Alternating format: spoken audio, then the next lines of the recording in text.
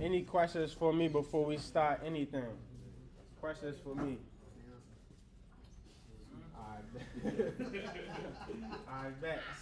As always, man, the tech series. Tech series. Today they talking about site reliability engineering. I kind of forgot what that is, but it's a type of like software engineering job, but it's a little different from just coding.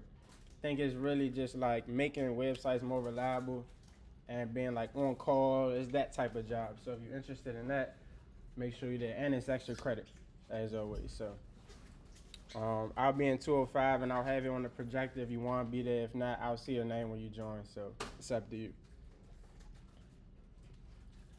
For today's lecture,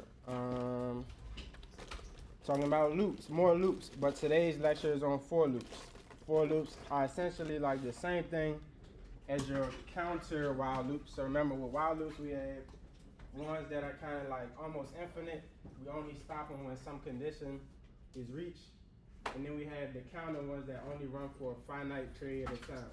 For loops are like the latter. They only run for a finite period of time. And it's a more concise way to kind of write them. So these are more so what you're going to be using. They're more popular than the while loop. But they both have like their purposes. But for loops are a lot more common, I found, in industry. So I'm going to go over what the for loop is, how to write it, the differences between the while and the for loop. I'm going to go over the project. Some of y'all already saw in ASTEM, the Wordle project is up. I'm going to go over what I'm expecting for that. And then I'm going to give you your homework. It's already in ASTEM as well. So questions before we start? No questions about any of this? Bad. So for loops. Remember when we have our while loop. The syntax for this is we always start with the while keyword. While is how we tell C++ we want to start a while loop. What goes in the parentheses is our condition. Our condition is always something that resolves down to true or false. True or false. If this condition is true, the code inside will execute. If this condition is false, we skip to the end. We skip the loop. We break out of the loop. So when we have our while loops, we're seeing like in some of the homeworks, we need something in this block to make the condition false at some point. Otherwise, we're gonna have an infinite loop. And we don't want an infinite loop. So something about this condition needs to change within this block so that the condition eventually becomes false. In our counter loops, we saw that we always had to do our update step, which was like count plus plus or add one to the count so that the count finally became some maximum value up here. And then we broke out of the loop. That is how our while loops finally ended. And so we know that this loop will run as long as the condition is true. As long as this condition is true, this while loop will continue to run and run and run. Hopefully something in here makes the condition false eventually so that we can break out of the loop and we don't have that infinite loop. So I'm pretty sure some of y'all homework and show me by showing hands how many of y'all saw the terminal just keep printing stuff over and over again. It just had to stop. Exactly. You probably forgot the update step somewhere in here. Probably forgot the update step. So for loops made that a lot easier so that you pretty much never get an infinite loop. It's still ways to get it, but it's a lot more like user-friendly in terms of not getting that type of behavior. So in terms of the logic for while loop, when we see in this slide, we always start our loop. The condition gets checked. If the condition is true, we go back to the start of the loop. As long as this condition is true, we always get stuck. Because remember, we're trapping the user, right? We're trapping the user. So as long as the condition is true, we're going to keep staying in this loop. When this condition finally becomes false, we end the loop. So if nothing in this block ever changes anything about the condition, we're going to stay stuck in this loop. That's what the infinite loop really looks like. So we're relying on this block of code to change the condition to finally get the end of the loop.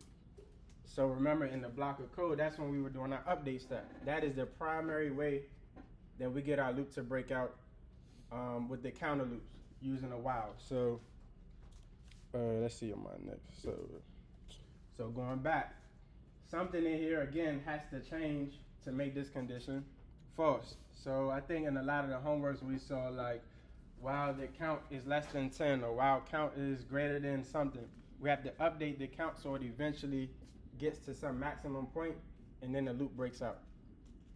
That's what I mean by that. Questions so far?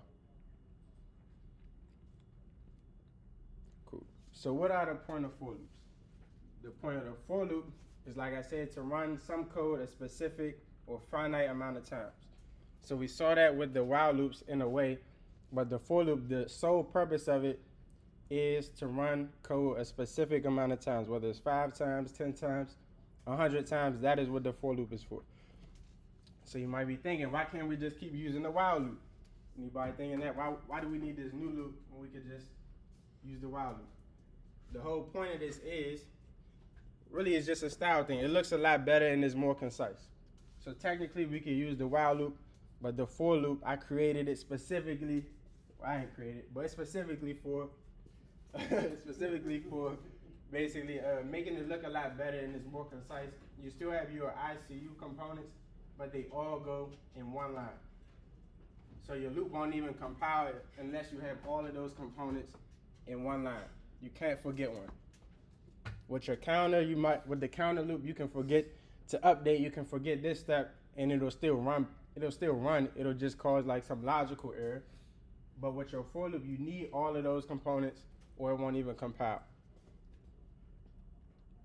Oh. What the fuck? Hey, but nah, man, they gave your boy a shout out on the joint. Let's clap that joint up. Let's clap that up. Yeah, man. They gave me a shout out this morning. I just checked my email. I seen the Houston. I don't know, some news joint gave me. That's a full page.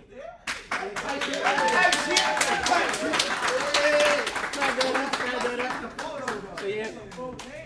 Why you taking it? Huh? What'd you say? Yeah, tight shit. You know, it's my little.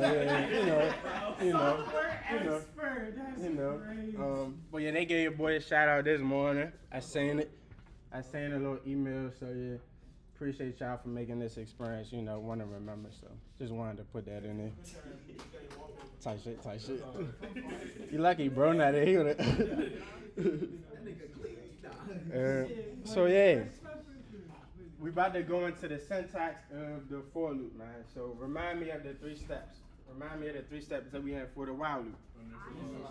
Initialize, condition, update. You're gonna need these 3 steps to continue with loops. You're gonna need them. So going back to the example I think we saw on Tuesday of last week. Bless you. Remember, we wanted to print hello class 100 times. To do this with a while loop, we start with the I step. Initialize. We initialize some variable that's going to count. Remember, we said 100 times, so it's going to count from 0 to 100. This is our first step. This is how we're going to use this to eventually break out of this loop. We're going to say, all right, count is going to start at a 0. And count we want to be 0, then 1, then 2, all the way to 100. So when count becomes 100, we break out of the loop.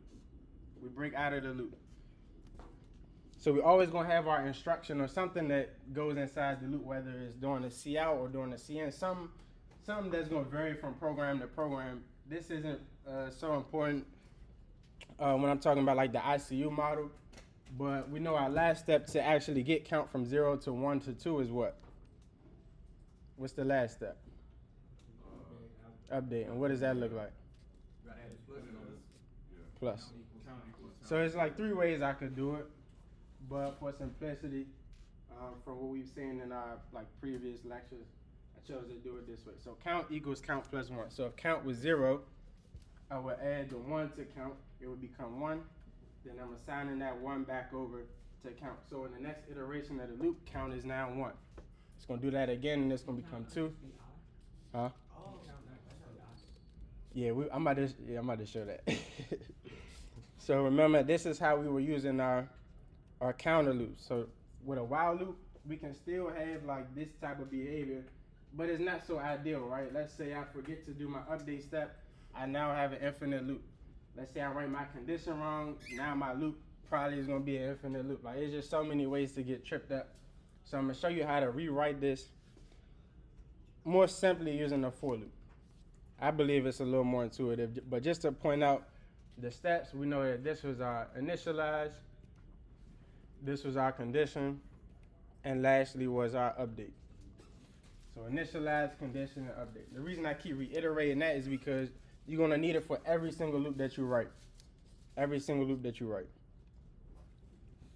So now for the syntax of a for loop. And some of y'all may have seen this whether online or in another student's program or something, but like for is how we indicate we want a for loop instead of a while loop. So you start with your for keyword. It's gonna look just like a while loop. It's gonna look just like the while loop, except you use for instead of while. This is how you start it. Still gonna open your parentheses. I left this wide because we're gonna put a lot of stuff in it. The first thing that we put in there is our initialize step. Our initialize step goes first, followed by a semicolon. Please do not forget your semicolon. It's not a comma, it's not a colon, it's a semicolon. It's a semicolon. This is gonna be an entire statement. So this would be our like int count equals 0, our initialize step. You can literally copy it from what you did on your while loop, put it right where you creating your for loop. And I'm gonna show more examples of what that really looks like. After your initialize step, what step do I have? Condition. My condition is next, followed by a semicolon, followed by a semicolon. And the last step, update. No semicolon at the end of this one. But I still have my same 3 steps as I promised. Initialize, condition, and update. Initialize, condition, and update. And so everything that I want to be inside the loop will go between these curly braces. Anything that comes after the loop must come after the loop. Must come after the loop. Question. So would you use for statement instead of nested while? What you mean by that? You have like a situation that you like kind of thinking about that made you answer? I was thinking about the last one, cause I did last minute, but I was thinking about it because some of it I couldn't use the for statement. So yeah, a lot of the stuff from the homework. So both loops do the same exact thing if you make them do the same thing. So there's no real right or wrong. It's just like preference. So I'm gonna show today how to like translate a while loop to a for loop. They're gonna do the same exact thing. Like your code will mark either way, but based on if it's like. So again, like I said, this is more so when you know how many times you need to run the loop. Always in that situation, you're using a for loop. If you don't know how many times the loop should run, you use your while loop. So there's a way that we could get this behavior from a while loop, but this whole thing was created for finite loops. Like I want to run this loop 10 times or 100 times. That is what this loop was created for. That's what this loop was created for.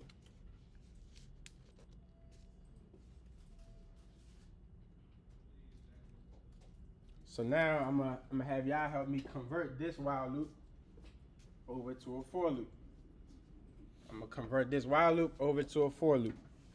So remember, we have our first step, which is initialize. Second step, which is the condition. Third step, which is our update. So maybe take 5-10 seconds, think about how we can copy these steps over to a for loop to rewrite it. Remember, it's all gonna go in one line. What's that? Mm-hmm.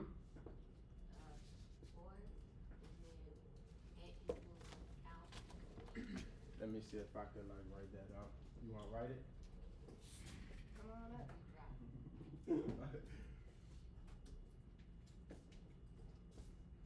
You might come run like some Starburst or something type shit.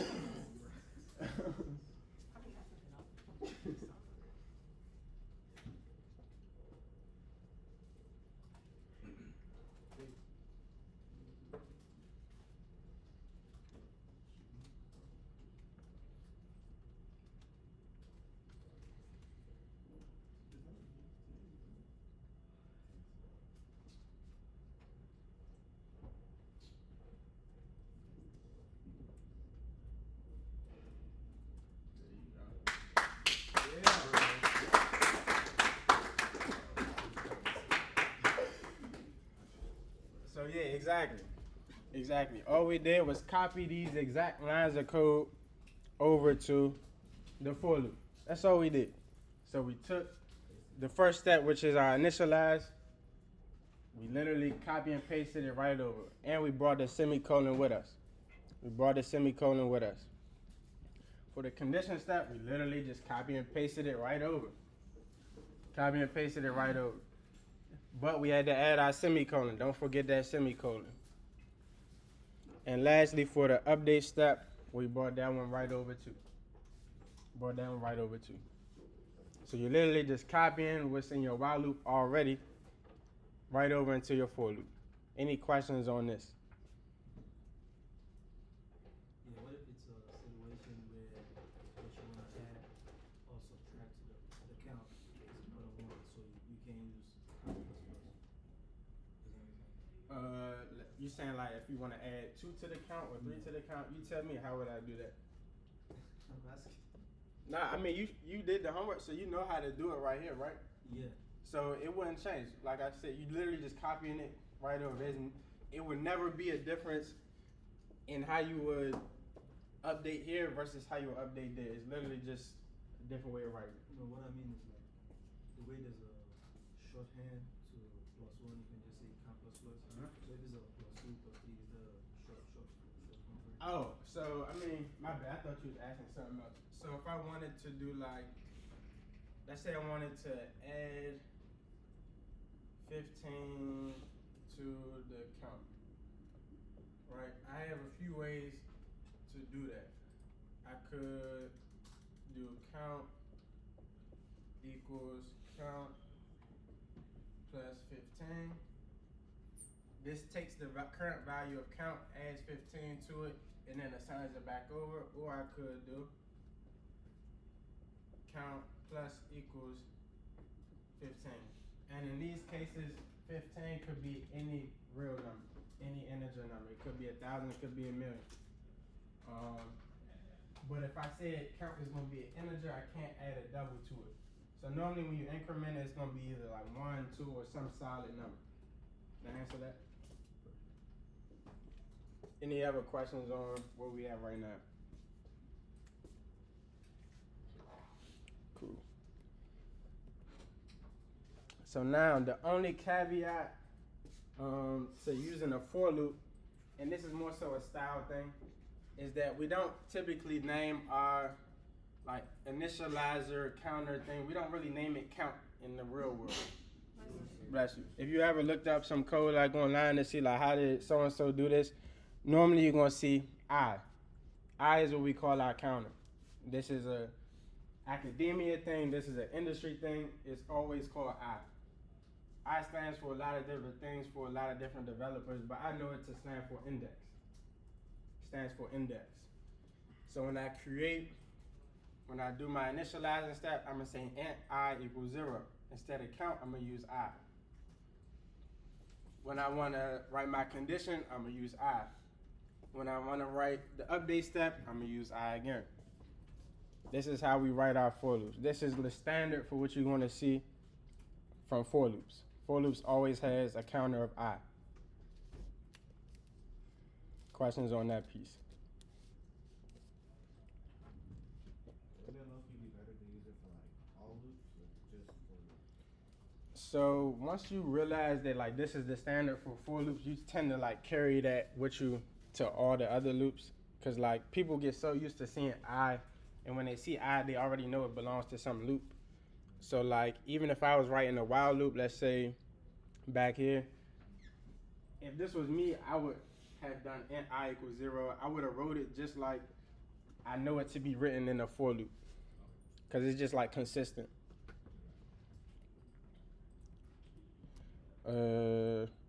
Any other questions on this? My bad. So nobody feeling like this. Everybody is making sense. Yeah. Bet. I'm about to see. So open up the scratch pad for me, please.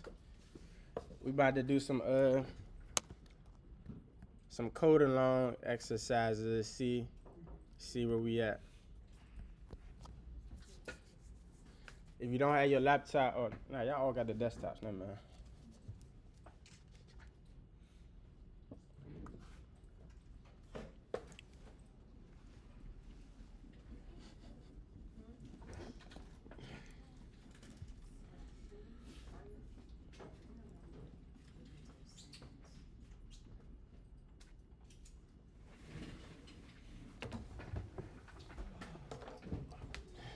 missed my shout out.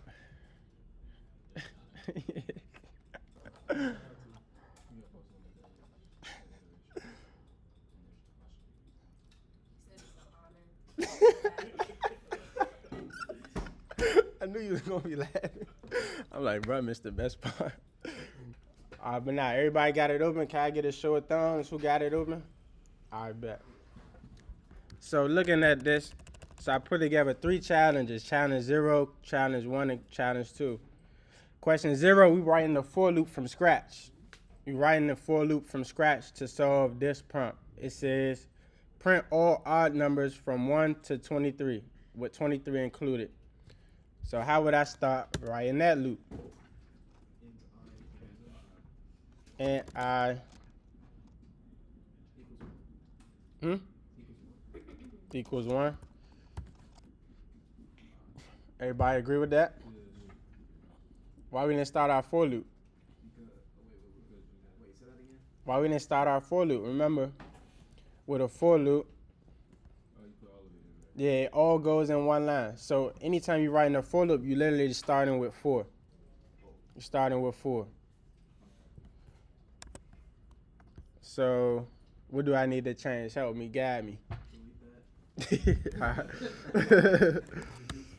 Do 4. 4. Parentheses. Int I. Wait, no. Yeah, int I equals 1. 1. And then semicolon. Semicolon. Count is less than or equal to 23. Yeah, I agree.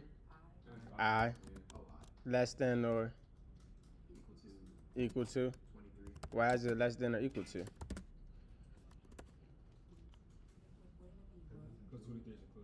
23 is 23 is included. included. 23 is included. Remember, we want the numbers from 1 to 23 included. So if we would have just done less than 23, 23 wouldn't have been included. Yeah. There you go. You want to clap that one up? Yeah, I'm going to clap that one up. Slight little clap up, little quick. Oh, my bad. My bad. I thought you was clapping up the Royce. All right, bet. So, all right, what's the last part of this? Huh? I plus 2. I equals I plus 2.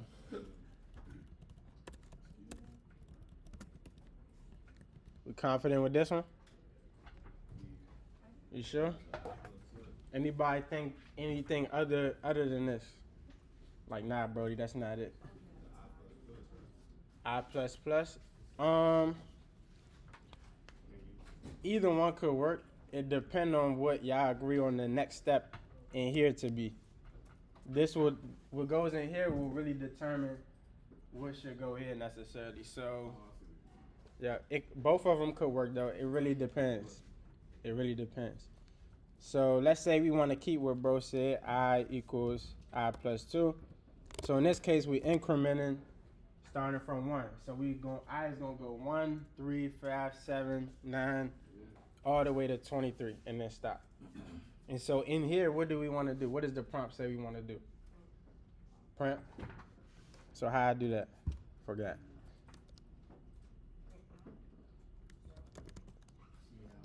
See out. I. Yeah, sure.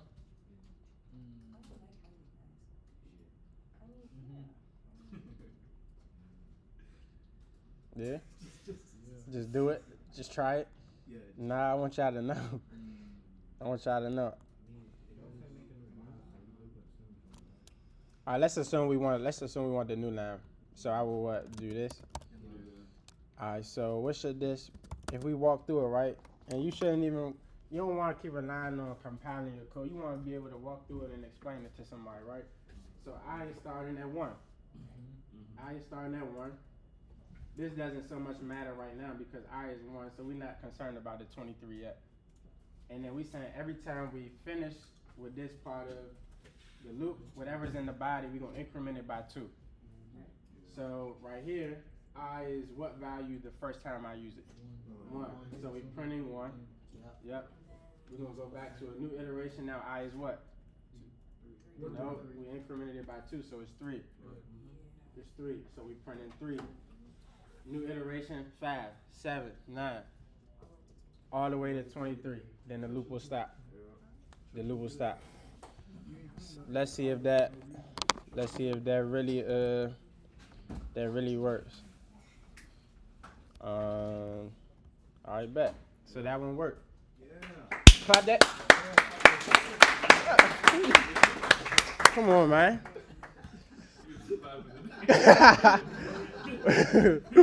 I bet. So now, any questions on challenge 0 and why we did what we did? And I can explain the other way. So basically, right, let's say I changed this 1, which is my starting point. Let's say I changed that 1 to a 0. Now I'm starting from 0. What this loop will end up doing is start from 0, then it will go 2, 4, 6, 8, 10. Because we never did our check to actually make sure that the number was odd. So we really relying on the start value of I. Right. We banking on I being odd off rip, which is never really the best practice because it's too easy to throw it off. So what you really want to do is check if I is odd. You want to actually check if I is odd. So if I modulus 2 equals 1, then we'll print I. So that way, it doesn't matter what value we start at, the value is only going to print if it were actually odd. So in this case, we could start from -1. It doesn't matter. But in that case, then we could just increment by 1s. So no matter what number we hit on our way to 23, it's only going to print if it's odd.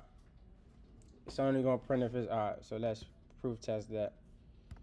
Oh, I called the wrong jump.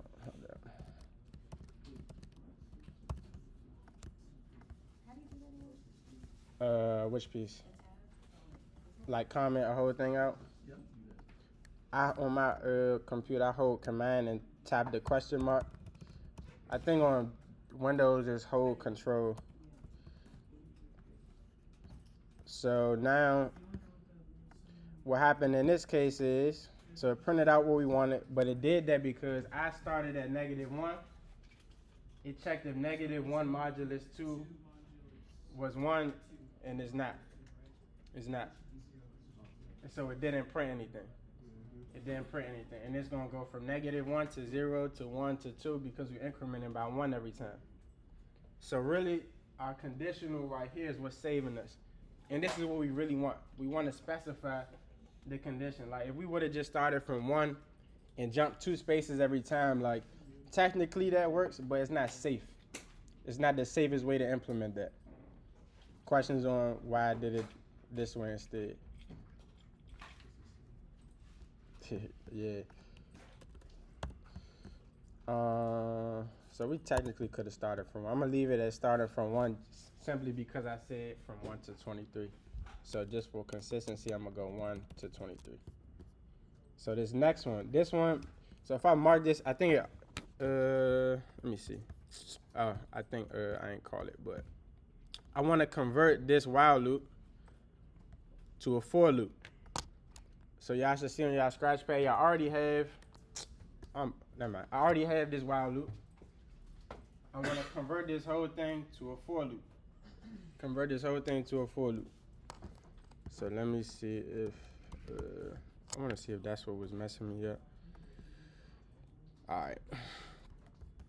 So how would I start converting this to a for loop? Oh, I'm so burnt. My bad, Brody. Thank you. We're doing challenge 1. So how do I convert this to the 4? What'd you? 4. Yeah. Equals 13. And why is it 13? Because we first started the teams. Yeah. And so, what's next? You put I is less than or equal to 19. I is less than or equal to 19. Semicolon. I plus plus. And all we doing right here is literally taking what already exists and just piecing it together. We're just piecing it together. In order for this loop to have worked in the first place, all three of those ICU steps will have to be present. So you know you can rewrite any while loop as a for loop, and you can rewrite any for loop as a while loop. If you ever count in, let's say from 1 to 10 or 5 to 20, you always want to use a for loop, because this is what has that built-in like counting behavior in it already. That was the whole purpose for me making it for y'all. That was the whole purpose. It's like, nah, I ain't make it, but let me see. So how do I finish this off? I start the for loop. So C out, Mm-hmm. you're a teenager. All right. And then you say outside of it? Outside of it, I do See this whole thing. All right. So I'm gonna just comment that piece out. And so now what this should do, anybody want to explain what this should do?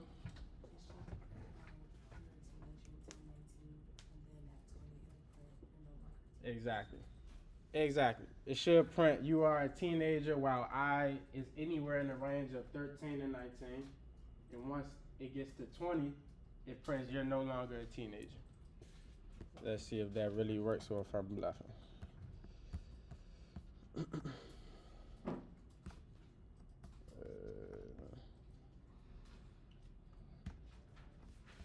Yeah.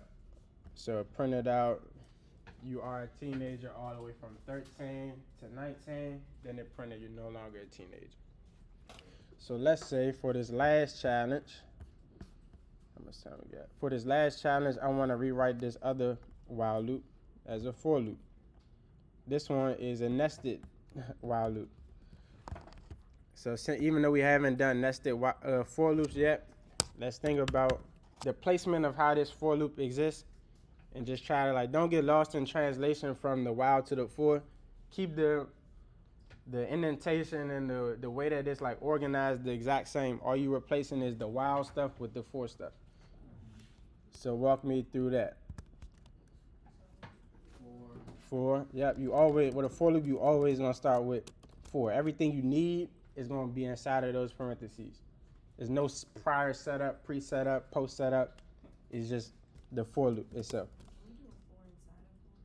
That's what we're gonna end up doing for this one, because this one we have a while inside of a while. So to replicate that behavior, we're gonna have a for inside of a for. So really, if we want to, we can go ahead and add the other for loop just to have the template kind of there. It's up to y'all if y'all like to do one by one or. So how do I set up this first for loop? And I equal to 0. I is less than 5. I plus plus. And then how do I proceed?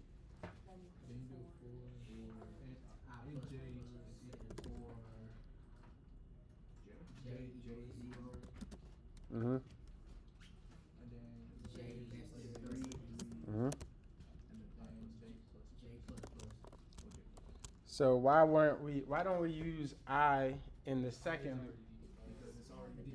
R is already declared. I is already declared. So basically, remember, if we have I, we created I on line 43. We created I on line 43. So everywhere inside the loop, I exist. I exist everywhere inside of the loop. We created it so we could use it inside of our loop. So if inside of our loop, we try to recreate I, let's say we try to do int I again, C++ is going to say, yo, you already created I. How am I going to recreate it? So what we do as computer scientists, we use the next letter in the alphabet. We use J. And so we started another loop inside of the J one, we would name it K. And it goes in order like that. So if you ever see I and J, normally that means J is a loop inside of I.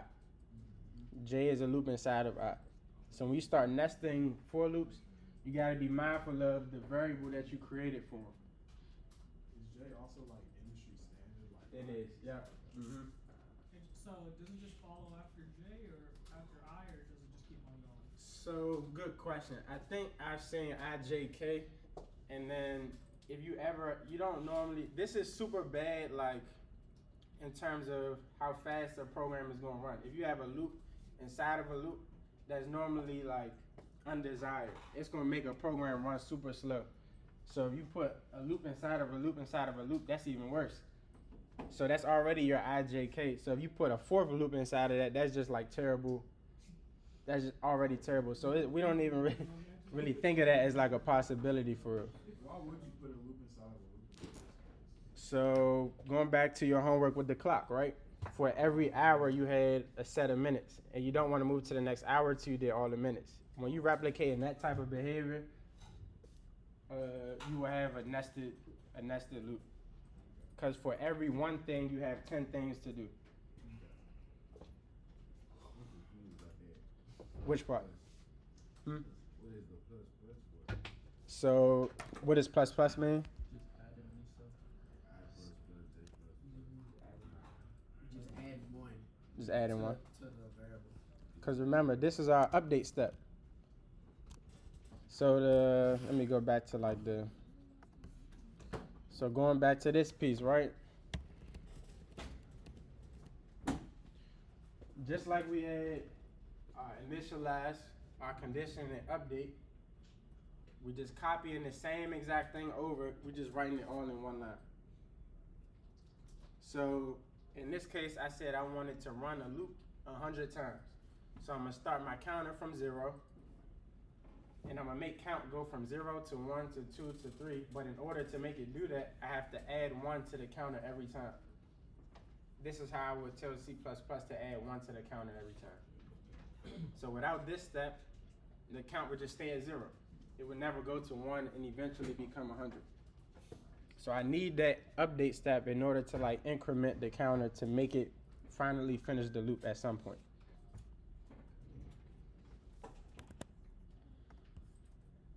Any other questions? Yeah. Yeah, can you please Do what I just explained to him? no challenge too? Oh no, we didn't even finish it. Okay, Yeah, we didn't even finish it. So we have our setup. We copied over the 2 starts of the loop. So we have our I-based loop, and then we have our J-based loop. What do we want to do once we finally get inside the J-based loop? Yeah, this whole thing. I'm gonna just copy this whole thing. And so what this is going to do is take the value of I, which is 0. It's going to add a plus sign.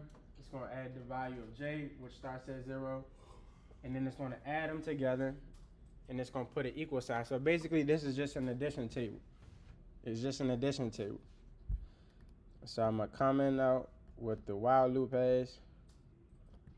And see how much stuff I had to create to write this as a while loop versus as a for loop, because the purpose of the for loop is to do stuff like this innately, versus a while loop I gotta add it's too easy to just mess up when using a while loop to do something that a for loop is made for, right?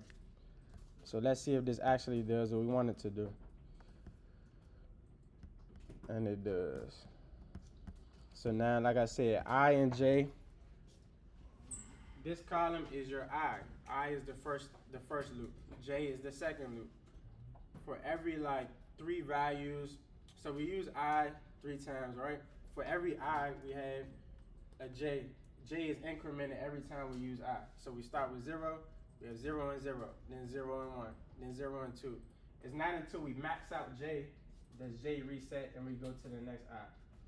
So like, if this were like a clock, right? For every hour, we have a set of minutes that we have to go through to get to the next hour. You had a question, or you distracted? Oh no, I was just stressed. All right. Is this making any sense? Anybody confused? Need me to re-explain that? Which piece? Huh? Like what piece of it is like the most, I guess, confusing to you? Like walk me through what you understand and tell me where I'm losing. Okay, I know I is for, it's like a, it looks like a nested loop. So the first loop, a loop within a loop, right? Mm-hmm. So the first one is the I, and the second loop is the J. Mm-hmm. And how do I start? So let me see if I can like piece it together for you. So,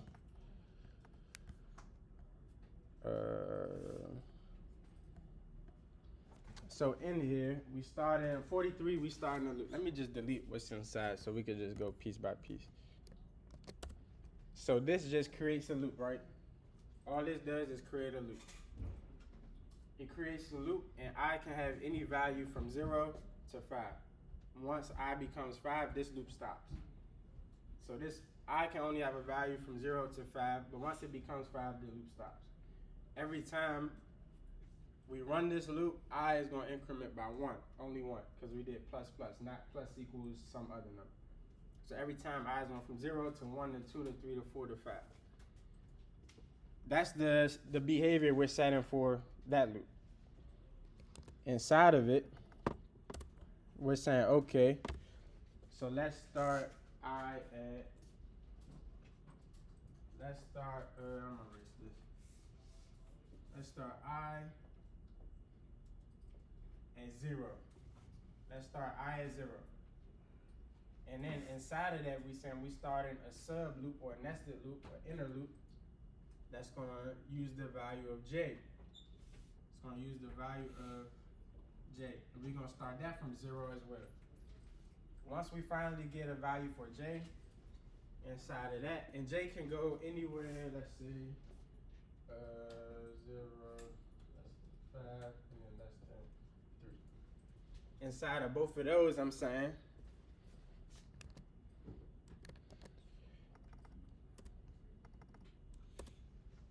once I have my I and my J, I want to print out some statement that looks like I plus J equals whatever the sum of both of these numbers is. So if I'm starting at I have 0 for I have 0 for J. So if I add these together, I get what? This plus this. 0. Because remember, I is 0, J is 0. And so I have to go through all my iterations of J before I get to the next I.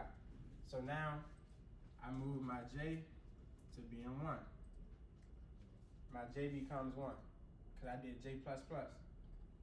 So now 1 is still less than 3.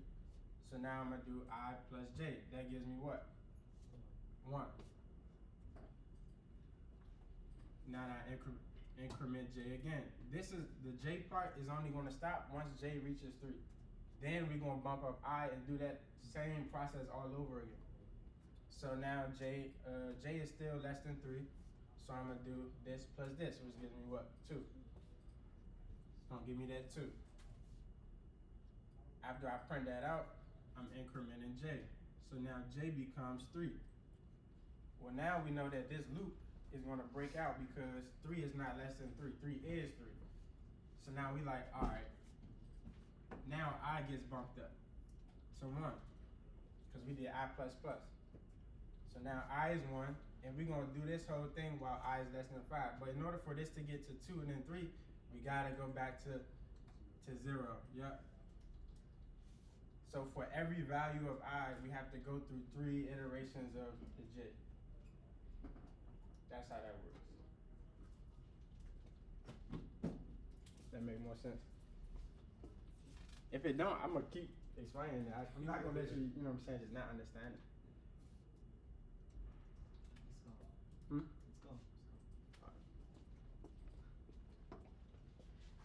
Anybody feel like they have like a more intuitive way to explain that piece in case I'm like just missing something? You said you wanted to teach loops, right?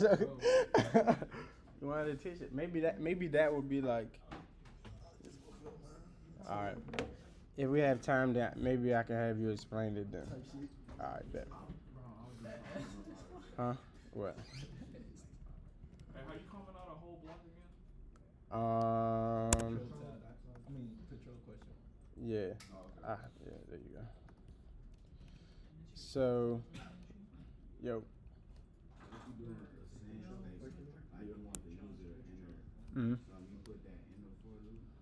If you want them to enter it, there's no rules to where you can like re-input. It's just like it has to you will put it where you really want it at. So like it depends where you want to be asking for the user input at. So do you have like a use case that you're referring to? Like what's your like what you trying to do? What you trying to do basically? Like in the voice, say you can ask for like input your age, um. and So like, let me see. Is it a way I can like? how about in the homework where you wanted the input first as the variable, and then that's what. And then you go into the loop. Yeah. Okay, so let me see if I could like.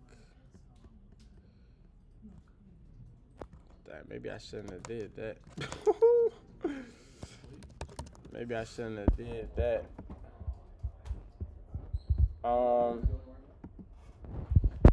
So man, I'm old school anyway. So let's see. So you said, let's say we trying to like, let's say we trying to explain like explain the case to me one more time so I know exactly what I'm writing.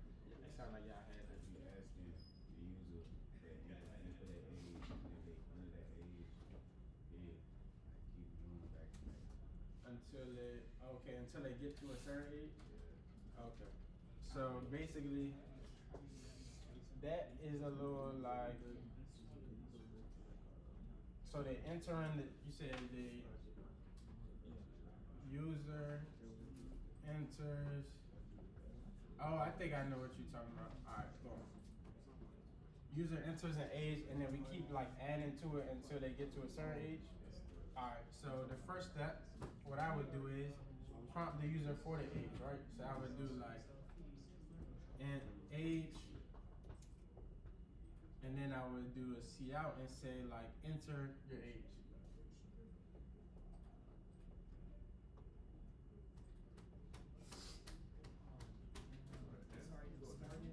I would say enter your age. And we know after this we want to store the age, right? So cn age. This is how I would still start off because I need to get the age. This can't change. Like there's no other way for me to get the age but doing it this way. Right? So now if I want to start my loop, let's say I'm expecting them to enter something below 50 and I want to run this until they get to, I want to run the loop until they get to 50. I would just do for, remember my counter is the age, because let's say they enter, the user enters 21. I would start at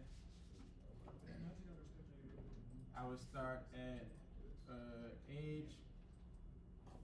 I want to go into age. I want to run this loop while age is less than or equal to 50. And each time I want to do age plus plus. You follow? So I didn't have to create the age counter or whatever because I already had it up here. If I never had a counter, I would have to create it in here. All this wants is like, it wants to know what your counter is. This wants to know what your counter is. This is still your condition. I'm saying keep using age and adding 1 to it until we get to 50. So then I will go, yeah, and I can do whatever. I can do like, you're less than 50. I can print out you're less than 50 in here, and it'll do that while age is 21, then 22, then 23, all the way until 50, and then it'll do everything that comes after.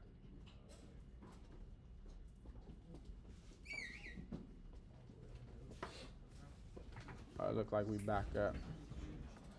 Questions on any of the code that we touched today before I move on to like the project part?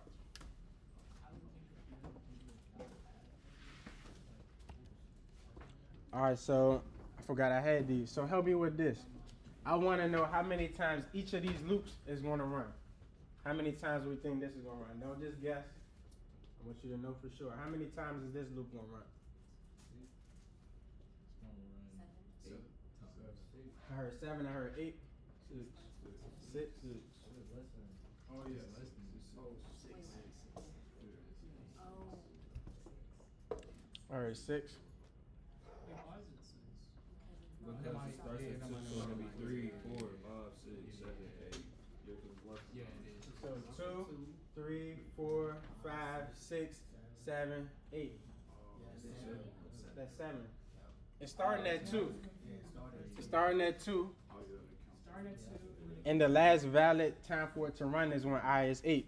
Once it reaches 9, 9 is not less than 9. So it's not going to run the loop that final time. So it's going to be 7. So remember, in my little marker notes. Like I said, I can only have a value of 2, 3, 4, 5, 6, 7, or 8. When it gets to 9 or anything above, the loop stops. The loop stops. So like I said, each time it's incremented by 1. You gotta pay attention to how it's incremented each time. You gotta pay attention to how it's incremented each time. So because it's incremented by 1, it's gonna go 2, 3, 4, 5, 6, 7, 8, and then stop. We good with that one? How about this one? How about this one?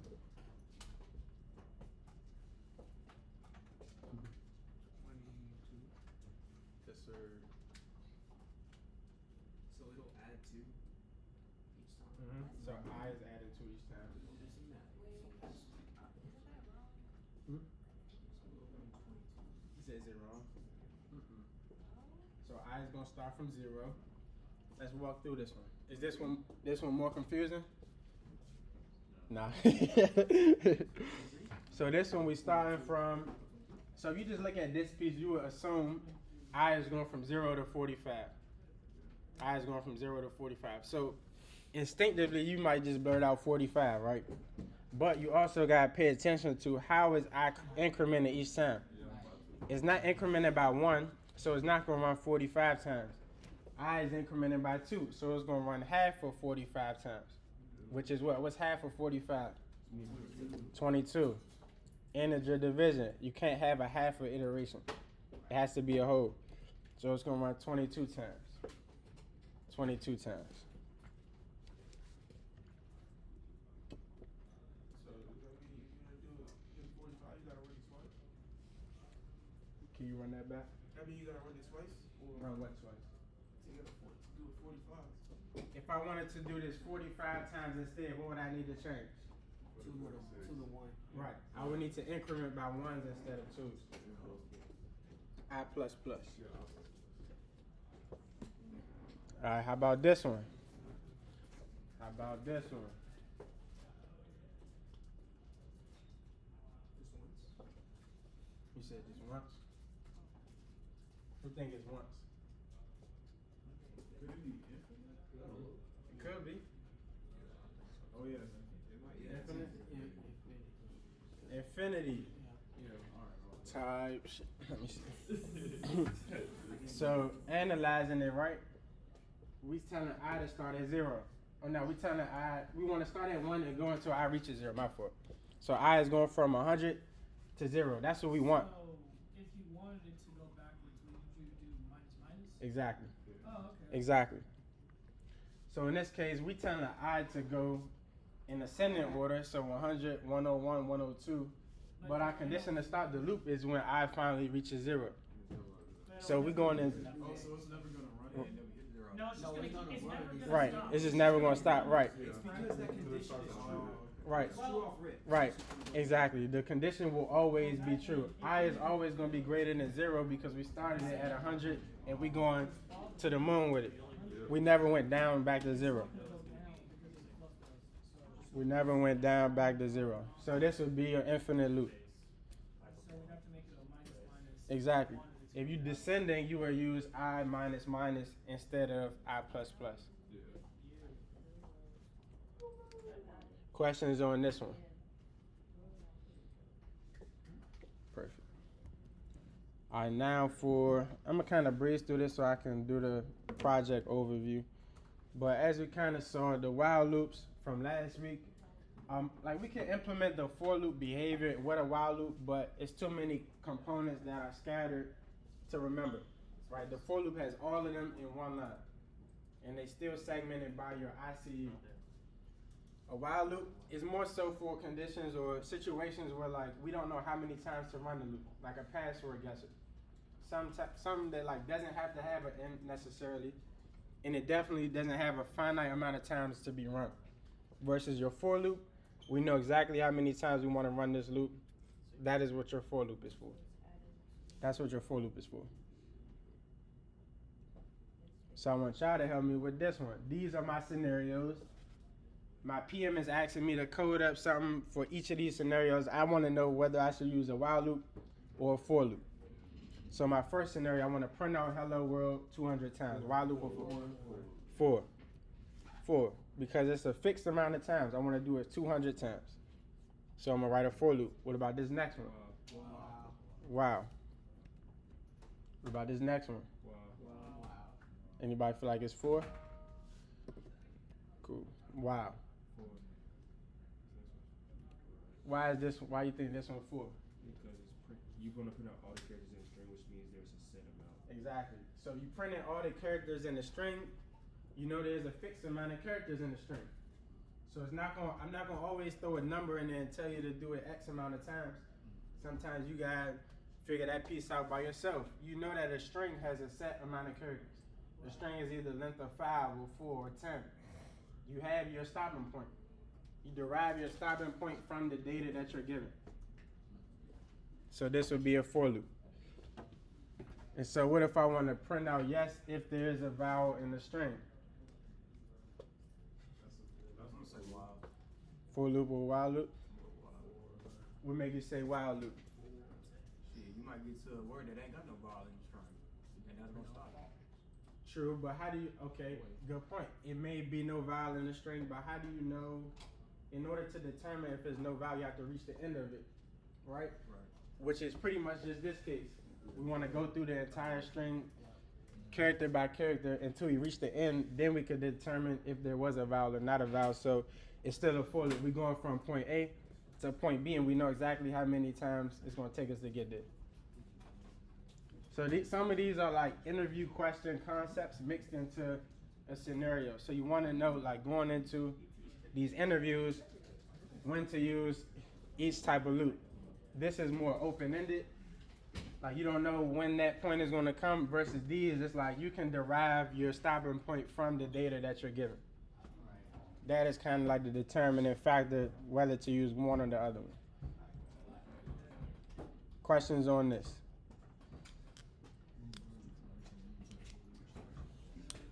Pretty much.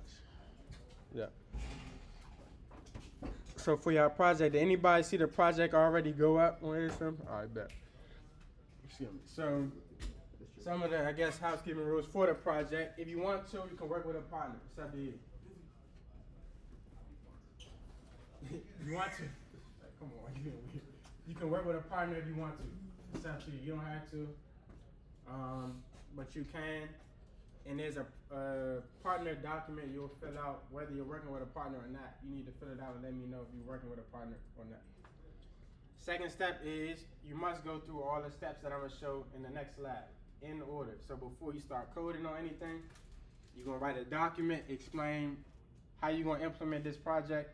You're going to present it to your TAs. You're going to be graded based on how you explain it, whether your code in that document is correct or not. Basically, how you can explain and articulate yourself to eventually write the code that you're going to write for the project. And there will be a bunch of extra credit opportunities on the project. So there's kind of like a baseline for what I'm looking for the finished game.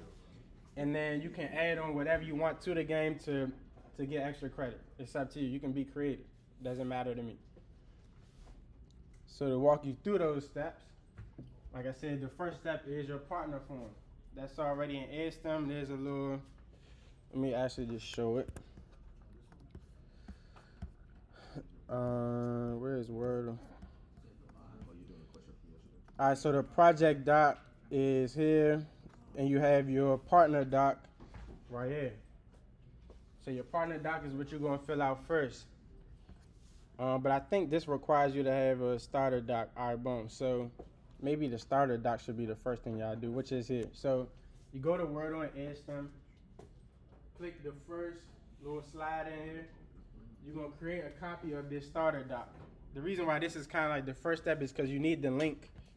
You need the link from that to put in your partner doc. You need the link from that to put in your partner doc.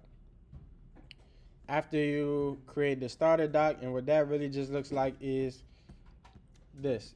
It has all the steps for creating this, all the steps for creating the game. You're gonna walk through it, you're gonna fill in these code segments. This will give you an idea of what your code in the actual game will look like, so you're not just left hanging and thrown in the water and you don't know what to start writing. So as you fill these in, it'll literally just be copying those code segments over into ASTM to run the game. And this is literally how it goes at work. Like, we write a document, prove that we have the concept down, then we start coding. So that's like your first two steps. After that, once you finish this doc, you feel like you're good with it, it makes sense to you, you're gonna schedule some time with your TA. You're gonna schedule time with a TA to go over the doc. They're gonna end up giving you a grade. It's mostly based on effort though. They're gonna try to push you in the right direction if they see anything that needs to be like re-explained to you. But this whole thing, up to this point, is like effort based. It's effort based. Questions on anything I said so far? Do we meet with them multiple times before the 24th? Hey, why not? So if you have questions about anything prior to that final or that meeting, number one, to just ask a general question or like get guidance, feel free to do so. So our starter doc is basically just like us writing out the logic of our Yeah, project. exactly. Okay. Yep. So you're writing out the logic, because by the time you finish that, you should understand every requirement involved with the project. So you don't feel like, it'd be weird if I just dumped the whole game on you and said, build this game, and leave you to try to like build a doc out for yourself. And a lot of people are just gonna skip that step anyway. So like, this is a real example of like how it's gonna be in the real world. Or like, you have a project, you gotta break it down, go step by step. So your next step is to start coding. The sooner you can finish your starter doc and actually explain it to the TA, make sure you understand it, the sooner you can start coding. The sooner you can start coding. But the meeting number one with your TA is due by the 24th of this month. So that's 3 weeks from today. You got 3 weeks to just go through that doc, fill it in, and book some time with a TA. So you do not want to wait till the last minute. And then finally, after you finish coding, you got it to mark, you're gonna have a final meeting with the TAs, and that's to get your final grade for the project. So your code can work and you can have your document complete, but you still need to go into this meeting and they're gonna judge you based on your syntax, how you were naming your variables, indentation that I taught, using camel case. They're gonna go through all of that stuff and see how much attention you are paying to like the smaller things, the details. So yeah, your code might work, but two students' code can both work, and one should receive a higher grade because one paid more attention to style, naming variables, and all of that stuff. That's what differentiates a good programmer from a great programmer. So make sure you incorporate everything that was taught into this project. Like, give it your all. And this can go on your resume at the end of the day, and you can like actually show it off. You can actually show it off. Questions about anything? So like we're supposed to send it right after we like copy it and put our name in it? So once you make a copy, you share it with me and the TA. So you should have their email from like the, y'all need the TA emails again? It should be on the class website though. comp1336.com/staff should have all the emails for myself and for the TAs. But yeah, make sure you share it with me and the TAs. Once you create your copy of the document, share it with me and them. These are the final, these are the steps. Any other questions?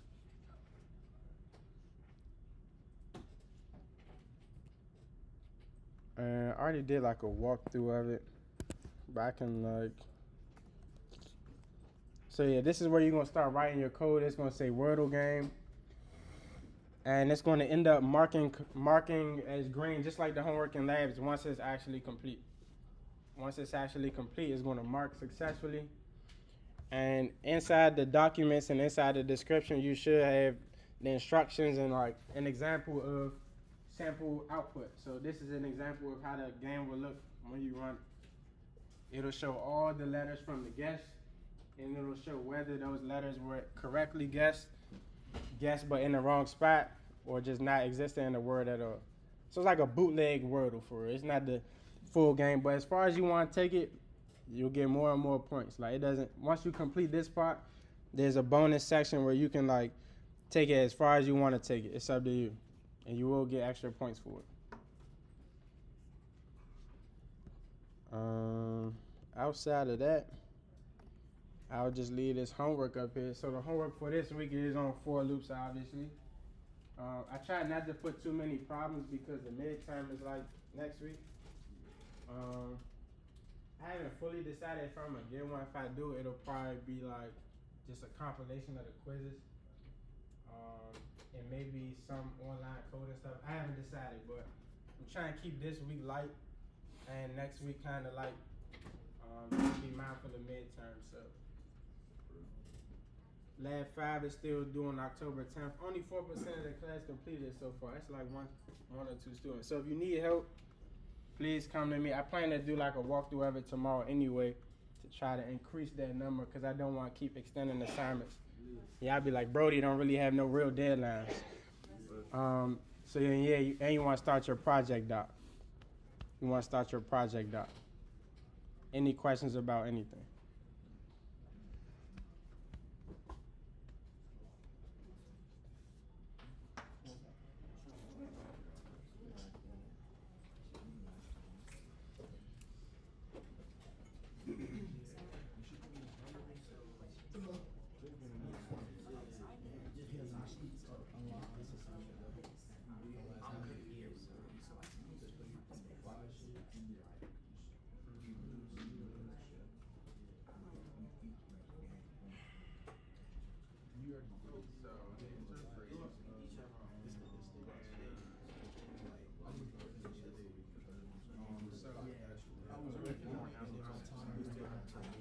Hey, one more announcement. My bad.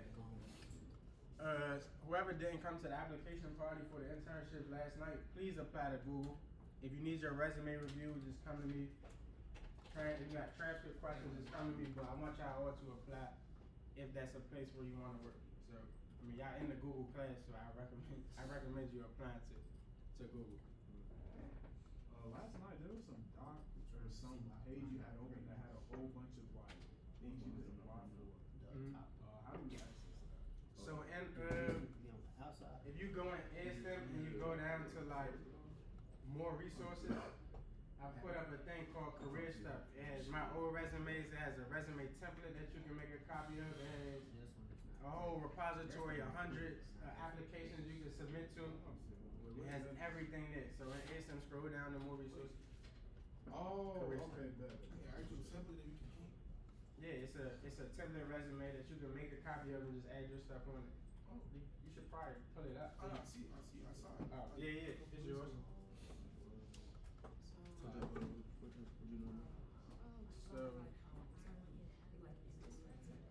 So you want to find out the number of so if I had, so let's say I had,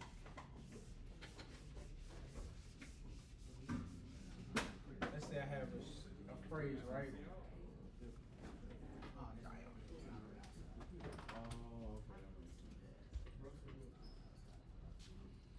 Let's say I have,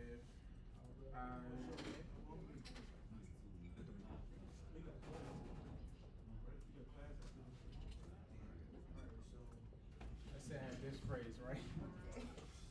Let's say I have this phrase. Where do I want to start? Where do I want to start from? 0. And we know a string is just 0, 1, 2, 3, 4, 5, 6, 7, 8. Oh, she did put it there. Like it's numbered from 0 all the way to this, which is, let's say this string is called, I think you named it like user phrase or something.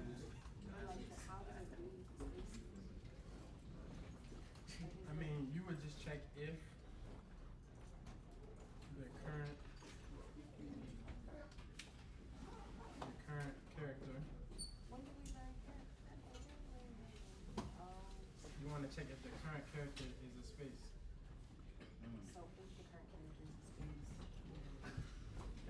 character of this space. Personally, I would have like some counter like number of spaces. I would have some counter for a number of spaces probably. It's gonna be a chart, right? What is the chart? Can I take a picture of it? Yeah. Huh? Can I take a picture of it? So if I find a space, then I would like increment this. Every time I find a space, I would increment it.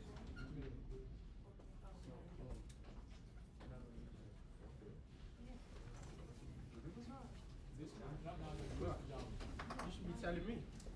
You gotta combine. It's not gonna really be like you using an if statement or for loop or this. Like it's a combination of a bunch of stuff. And the AI They all should be just tools. Huh? Two equal signs. They all tools to do one job.